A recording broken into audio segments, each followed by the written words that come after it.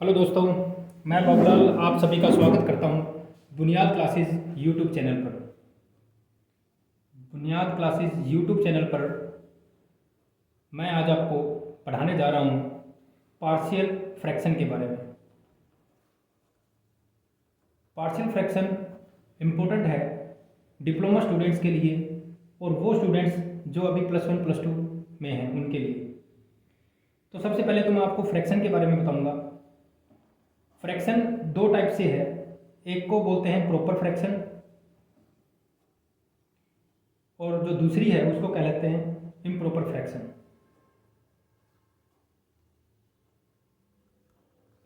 कोई भी एक्सप्रेशन जो px डिवाइडेड बाय qx की फॉर्म में लिखी जाए। px ध्यान रखिए यहाँ पर एक पॉलिनोमियल है x की फॉर्म में और qx भी एक पॉलिनोमियल है x की फॉर्म में, और px और qx को अगर हम डिवाइड में लिखें तो इसको क्या बोला जाता है, इसको फ्रैक्शन बोला जाता है। अगर px की जो डिग्री है वो qx से कम है, px की डिग्री अगर qx से कम है तो इस फ्रैक्शन को प्रॉपर फ्रैक्शन बोला जाता है। क्या बोलते हैं हम इसे? प्रॉपर फ्रैक्शन बोलते हैं। डिग्री कम होने का मतलब ये हो गया, मान लीजिए ये पॉलिनोमियल है x² प्लस में 2x प्लस में 5 ऐसे लिखिए आपने, और नीचे वाली जो पॉलिनोमियल आपने लिखी है वो लिखी है x³ प्लस में 7x² प्लस में 9 भी लिख सकते हो आप इसे। तो ऊपर वाले पॉलिनोमियल की जो डिग्री है वो कितनी है, यहाँ पर 2 है, और नीचे वाले पॉलिनोमियल की जो डिग्री है वो कितनी है, यहाँ पर 3 है। तो इस तरह की फ्रैक्शन को हम क्या बोलते हैं, प्रॉपर फ्रैक्शन बोलते हैं। तो आप याद रखिएगा प्रॉपर फ्रैक्शन का मीनिंग क्या हो गया, न्यूमरेटर में जो पॉलिनोमियल है उसकी डिग्री अगर डिनोमिनेटर के पॉलिनोमियल से कम है तो वो फ्रैक्शन क्या कहलाएगी, प्रॉपर फ्रैक्शन कहलाएगी। इम्प्रॉपर फ्रैक्शन किसको बोलते हैं, इम्प्रॉपर फ्रैक्शन किसको बोलते हैं, अगर न्यूमरेटर में जो पॉलिनोमियल है उसकी डिग्री डिनोमिनेटर में जो पॉलिनोमियल है उसकी डिग्री के या तो बराबर हो या उससे ग्रेटर हो। मान लीजिए मैंने लिखा x² प्लस में 2 और नीचे मैंने लिख दिया x प्लस 1 x प्लस 5। अब देखिए ऊपर वाले पॉलिनोमियल की जो डिग्री है वो कितनी है, 2 है, और नीचे में जो पॉलिनोमियल पड़ा है इसको अगर हम मल्टीप्लाई कर दे तो इसकी डिग्री भी कितनी मानी जाएगी, 2 मानी जाएगी। इन दोनों को मल्टीप्लाई करने से इस पॉलिनोमियल की डिग्री कितनी हो जाएगी, 2, और ऊपर भी डिग्री कितनी है, 2। तो दोनों की डिग्री क्या हुई, यहाँ पर सेम हो गई। तो इसको क्या बोलते हैं, इम्प्रॉपर फ्रैक्शन। या फिर ऊपर आपने लिखा x³ प्लस 3x² प्लस में 5x प्लस में 8 लिखा, और नीचे आपने क्या लिख दिया, x² प्लस में 4x प्लस में 6 लिख दिया। तो न्यूमरेटर में जो पॉलिनोमियल है उसकी डिग्री 3 है और जो डिनोमिनेटर में पॉलिनोमियल है उसकी डिग्री कितनी है, 2 है। तो न्यूमरेटर वाले पॉलिनोमियल की डिग्री डिनोमिनेटर वाले पॉलिनोमियल से ज़्यादा है, तो इसलिए इस फ्रैक्शन को क्या बोला जाएगा, इम्प्रॉपर फ्रैक्शन बोला जाएगा। इसको क्या बोला जाएगा, इम्प्रॉपर फ्रैक्शन। ये दोनों एग्जाम्पल हैं इम्प्रॉपर फ्रैक्शन के और ये एग्जाम्पल हुआ प्रॉपर फ्रैक्शन का। अब आती है बात हमारे टॉपिक के ऊपर जिसका नाम है पार्शियल फ्रैक्शन। पार्शियल फ्रैक्शन का मीनिंग क्या हुआ, हमें एक फ्रैक्शन दे रखी है, उस फ्रैक्शन को हमें टुकड़ों में ब्रेक करना है, छोटे छोटे टुकड़ों में हमें उसको क्या करना है, ब्रेक करना है। उसको क्या बोला जाता है, पार्शियल फ्रैक्शन बोला जाता है। पार्शियल फ्रैक्शन तभी काम आती है जब डिनोमिनेटर की डिग्री और न्यूमरेटर वाले पॉलिनोमियल की डिग्री से ज़्यादा हो, यानी कि प्रॉपर फ्रैक्शन के लिए। प्रॉपर फ्रैक्शन के लिए ही हम पार्शियल फ्रैक्शन को यूज में लाते हैं। तो इसका जो रूल है वो रूल मैं आपको बताने जा रहा हूँ। जो इसकी फर्स्ट टाइप है, फर्स्ट टाइप इसकी क्या है, टाइप 1। फर्स्ट टाइप जो है वो हमें लिखनी है to resolve into partial fraction, to resolve into partial fraction when denominator contains only linear का मतलब जिसकी डिग्री 1 है, लीनियर नॉन रिपीटेड फैक्टर्स। जब उसके पास डिनोमिनेटर के पास क्या हो, लीनियर 1 डिग्री के नॉन रिपीटेड फैक्टर्स हों, वो टाइप 1 कहलाएगी। मान लीजिए मैं आपको एक क्वेश्चन से ये समझाना चाहता हूँ। मुझे क्या लिखना है, रिजोल्व इनटू पार्शियल फ्रैक्शन। हमें इस टर्म को पार्शियल फ्रैक्शन में रिजोल्व करना है। क्वेश्चन नंबर फर्स्ट मैं आपको लिख के बता रहा हूँ। 2x+3 डिवाइड में आपने लिखा x-2 और x+3। अब जरा बताइए मुझे, इसको हम प्रॉपर फ्रैक्शन बोलेंगे या इम्प्रॉपर फ्रैक्शन बोलेंगे? तो डेफिनेशन रिवाइंड कीजिए। प्रॉपर फ्रैक्शन की डेफिनेशन क्या है? जिसमें न्यूमरेटर की जो डिग्री है वो लेस होती है डिनोमिनेटर की डिग्री से। और यहाँ पर देखिए, न्यूमरेटर की डिग्री कितनी है 1 और डिनोमिनेटर की डिग्री कितनी है 2। तो ये वैल्यू जो है, इसकी डिग्री जो है वो इससे कम है, जिसका मतलब ये प्रॉपर फ्रैक्शन है। तो इसको सोल्व करने का जो रूल है वो रूल क्या है? और ये नॉन रिपीटेड है। नॉन रिपीटेड का मतलब ये रिपीट नहीं कर रहे और दोनों 1 डिग्री के हैं, यानी कि लीनियर है। तो इसका रूल क्या है? इसका रूल है, मैं लिखूंगा कैपिटल ए के डिवाइड में मैंने क्या लिखा x-2 प्लस कैपिटल बी के डिवाइड में मैंने क्या लिख दिया x+3। इन दोनों को हमने अलग अलग लिख दिया, कैपिटल ए डिवाइड में x-2 plus capital B divide में x+3। अब मुझे क्या करना है, इस राइट हैंड साइड का एलसीएम लेना है। राइट हैंड साइड का जैसे मैं एलसीएम लेता हूँ तो ये बनेगा x-2 x+3। और एलसीएम में क्या करते हैं, इस पूरी टर्म को आप इससे डिवाइड करेंगे। इस पूरी टर्म को अगर आप इससे डिवाइड करते हैं तो ये टर्म आपकी कैंसिल हो जाएगी, तो x+3 बचेगा। इसका मतलब a को हम मल्टीप्लाई कर देंगे किससे, x+3 से, प्लस इस पूरी टर्म को जो भी आपका एलसीएम आया है इसको आप डिवाइड करोगे इसके डिनोमिनेटर से, तो x+3 से x+3 कैंसिल हो जाएगा, यानी कि b को हम किससे मल्टीप्लाई कर देंगे x-2 से। और यहाँ पर आपके पास क्या आ जाएगा 2x+3 divided by x-2 x+3। तो इस डिनोमिनेटर से ये टर्म आपकी क्या हो जाएगी, कैंसिल।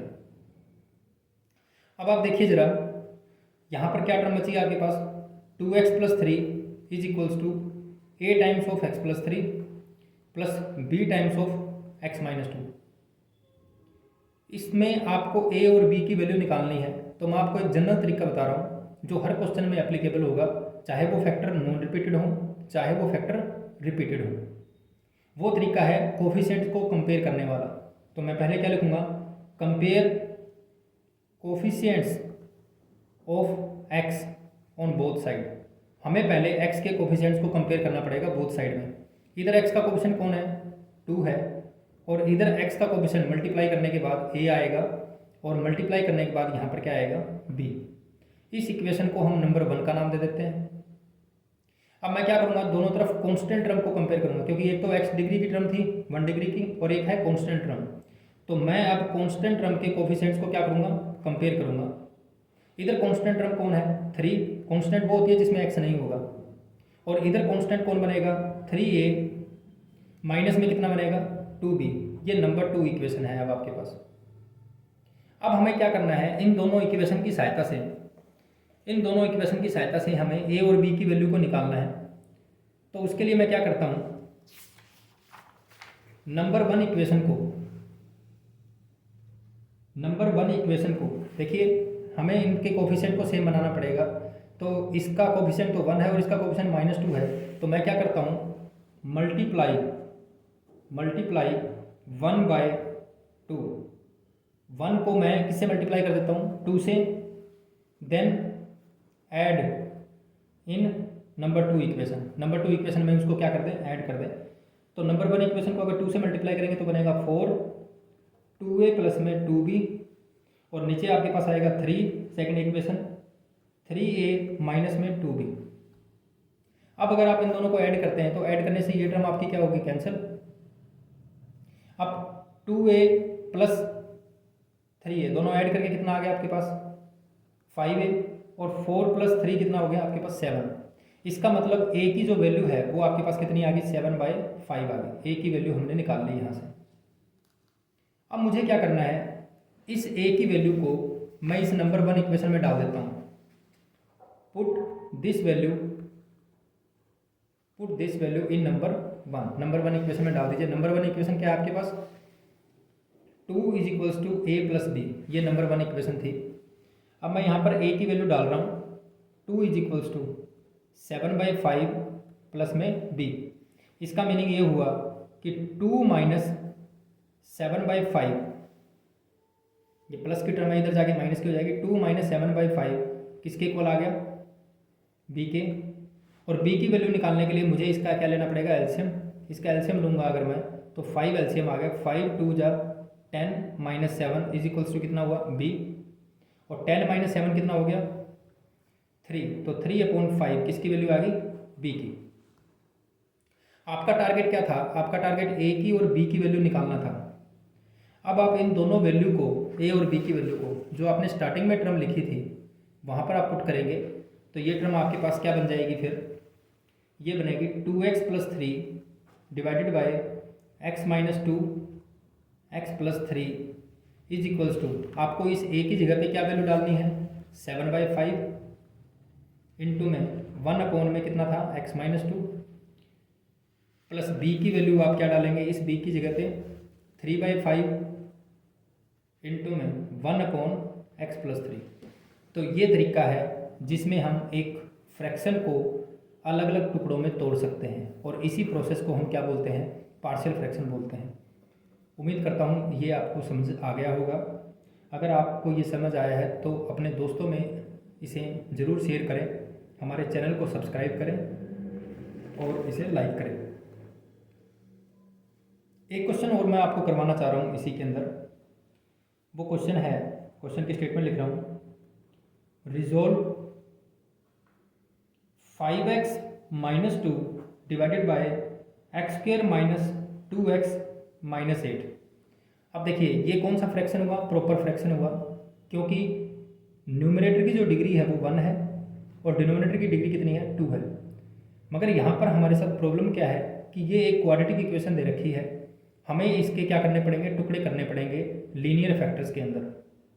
तो क्वाड्रेटिक इक्वेशन के अगर हम फैक्टर्स बनाना चाहते हैं तो उसमें एक रूल क्या है कि कोई दो नंबर ऐसे सोचो जिनका सम करने पर तो -2x आए, जिनका सम करने पर क्या आए, -2x, और प्रोडक्ट करने पर क्या आए, -8x²। प्रोडक्ट करने पर कितना आए, -8x²। तो अभी आप दिमाग लगाइए, कोई दो नंबर ऐसे बताइए जिनका सम करने पर -2x आए और प्रोडक्ट करने पर कितना आए, -8x² आए। तो मैं ये लिखता हूँ x² - 4x और प्लस में क्या लिखा मैंने, 2x, माइनस में 8। अब देखिए इन दोनों को अगर मैं ऐड करता हूँ, -4x और 2x को अगर मैं ऐड करता हूँ तो सम तो कितना बना, -2x, और इन दोनों की जो प्रोडक्ट अगर मैं करूँगा तो -8x² बनेगा। अब इसके फैक्टर बनाने के लिए मुझे क्या करना पड़ेगा, 5x - 2 डिवाइडेड बाय, इन दोनों में से क्या कॉमन निकल रहा है, x कॉमन निकल रहा है, तो अंदर आ गया x - 4। और इन दोनों में से मुझे एक ऐसी टर्म कॉमन निकालनी है कि जो पीछे बचे वो x - 4 बचे, यानी कि इन दोनों में से मैं 2 कॉमन निकाल लेता हूँ। तो प्लस में 2 मैंने कॉमन निकाला तो अंदर क्या टर्म बच गया आपके पास, x - 4। अब इन दोनों में से भी मुझे कुछ कॉमन निकालना है, तो ये आपके पास बन के आ गया, x - 4 मैंने कॉमन निकाला तो अंदर आ गया x + 2। अब ये क्वेश्चन लगभग वैसा ही बन गया जैसा अभी हमने सोल्व किया था। तो इसको पार्शियल फ्रैक्शन में सोल्व करने के लिए, क्योंकि लीनियर फैक्टर बन गई है, मुझे इसको लिखना है a divided by x - 4 plus b divided by x + 2। a के डिवाइड में मैंने क्या लिखा, x - 4 प्लस b के डिवाइड में मैंने क्या लिखा, x + 2। अब मुझे यहाँ से a और b की वैल्यू निकालनी है, तो उसके लिए मुझे इसका क्या करना पड़ेगा, एलसीएम लेना पड़ेगा। अगर मैं इसका एलसीएम लेता हूँ तो ये टर्म आपके पास आ गई है, लेफ्ट हैंड साइड वाली टर्म तो एज इट इज लिख दीजिए आप, राइट हैंड साइड का अगर आप एलसीएम लेंगे तो ये बनेगी x - 4 x + 2। और एलसीएम लेने का रूल क्या है, इस पूरी टर्म को आप x - 4 से डिवाइड करेंगे तो ये कैंसिल हो जाएगा, x + 2 बचेगा, यानी कि a किससे मल्टीप्लाई हो गया, x + 2 से। दूसरा, इस पूरी टर्म को अगर आप x + 2 से मल्टीप्लाई करेंगे, डिवाइड करेंगे, तो ये टर्म आपकी इससे कैंसिल हो जाएगी, प्लस में कितना आ जाएगा, b इंटू में x - 4। अब आप क्या करेंगे, इस पूरी टर्म से इसको कैंसिल कर देंगे, आपके पास आएगा 5x - 2 is equals to a x plus में 2a, मैं इसको मल्टीप्लाई कर देता हूँ, प्लस bx - 4b। ये इक्वेशन आपके पास आ गई है। अब जो जनरल रूल है हम वो जनरल रूल ही फॉलो करेंगे। जनरल रूल क्या है, compare coefficients of x on both side, दोनों तरफ एक्स के कोफिशिएंट आप कंपेयर करेंगे। लेफ्ट हैंड साइड में जो एक्स का कोफिशिएंट है वो कितना बना 5, राइट हैंड साइड में जो एक्स का कोफिशिएंट है वो बनेगा आपके पास a प्लस बी। एक इक्वेशन तो आपके पास ये आ गई है। दूसरी इक्वेशन मैं कैसे निकालता हूँ, दूसरी इक्वेशन मुझे किसको कंपेयर करना है, कांस्टेंट टर्म को।